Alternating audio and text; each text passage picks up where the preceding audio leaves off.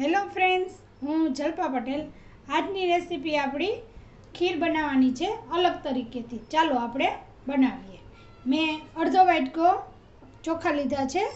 આપણે બાસમતી ચોખા નથી લેવાના, મેં સાદું પોણિયા લીધા છે. આ રીતના ટુકડાવાળા ચોખા લેવાના છે, જેમાં સ્ટાર્ચ વધારે હોય ને તેવા લેવાના છે. હવે આપણે આને 2 પાણીએ ધોઈ લઈ.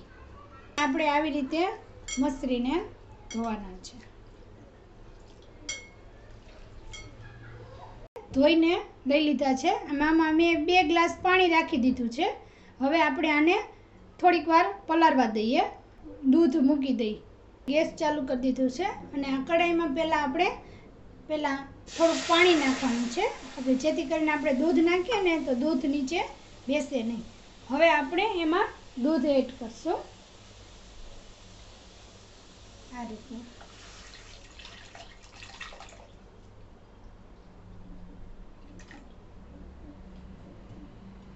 ગરમ કરશું. એકદમ ઉફાણ આવી જાય ને ત્યાં સુધી આપણે એને ગરમ કરવાનું છે. ગરમ થઈ જાય ને એટલે આવી રીતે મલાઈ નહીં થવા દેવાની, આપણે એને હલાવ્યા રાખવાનું. આ રીતે આપણે હવે 10 મિનિટ જેવું થઈ ગયું છે. આપણે દૂધ ગરમ કર્યું એને. હવે આપણે ભાત જોઈ લઈ કે આપણા પલળી ગયા છે એમ. પછી આપણે ભાત નાખી દઈશું અને આ ભાત પલળી ગયા છે. હવે આપણે એને દૂધમાં નાખી દઈએ. આ પાણી કાઢી લઈએ. હવે આપણે ભાતને એમાં નાખી દઈએ.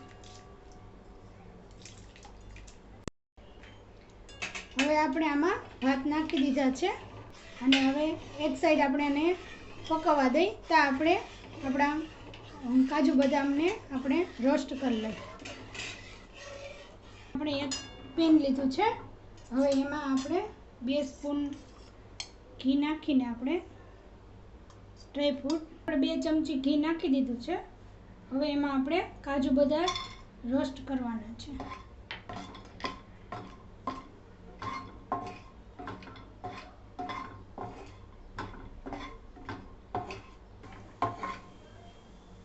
કાજુ બદામ રોસ્ટ થઈ ગયા છે. હવે આપણે એને કાઢી લઈએ. જેટલા ચોખા લીધા હતા ને એટલી જ આપણે ખાંડ લીધી છે. એને આપણે પકવી લઈ. ખાંડમાં પાણી નથી નાખવાનું, આપણે એમને પકવવાની છે.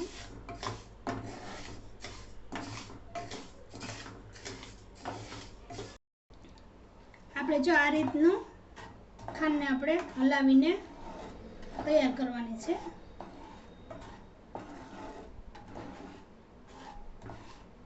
આ રીતે હલાવવાનું, સાવ ઓગળી જાય ને ત્યાં સુધી. કલર થોડોક આપણે આવી જાય ને ત્યાં સુધી બાળવાની નથી, અને એનો કલર આવી જવો છે. હવે આપણી ખાંડ ઓગળી ગઈ છે. હવે આપણે એમાં છે ને બળે નહીં ને એના માટે આપણે એમાં પાણી નાખવાનું છે થોડુંક. ને પાણી નાખશો ને એટલે જરીક આમ ઉઠશે, ધ્યાન રાખવાનું. પછી આપણે એને હલાવવાની છે આ રીતે.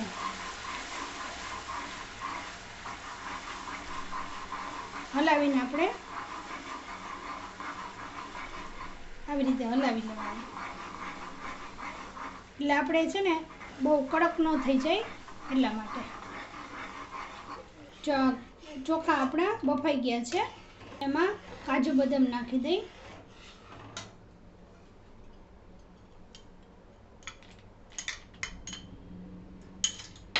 પછી આપણે જે ખાંડ કરી હતી ને રેડી, એ આપણે નાખી દેવાની છે. એનાથી આપણો કલર સરસ આવી જશે.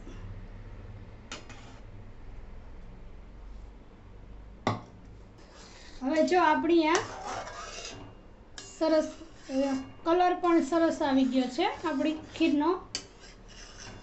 જો આ રીતનો આપણે ચાસણી લઈને નાખીએ ને ખાંડ, એટલે આ રીતનો કલર આવે. આપણે ઉપરથી એમને ખાંડ નાખીએ ને તો વ્હાઈટ કલર આવે. હવે આમાં છે ને આપણે 3 થી 4 એલાયચી ભૂકો નાખીશું. તમે એલાયચીનો નાખવી હોય ને તો વેનીલા એસેન્સ પણ નાખી શકો, તમને ભાવતું હોય ને એ રીતે. આપણી ખીર હવે તૈયાર થઈ ગઈ છે. આપણે એને સર્વ કરી લઈએ આ રીતે. જો કેવો મસ્ત કલર આવ્યો છે.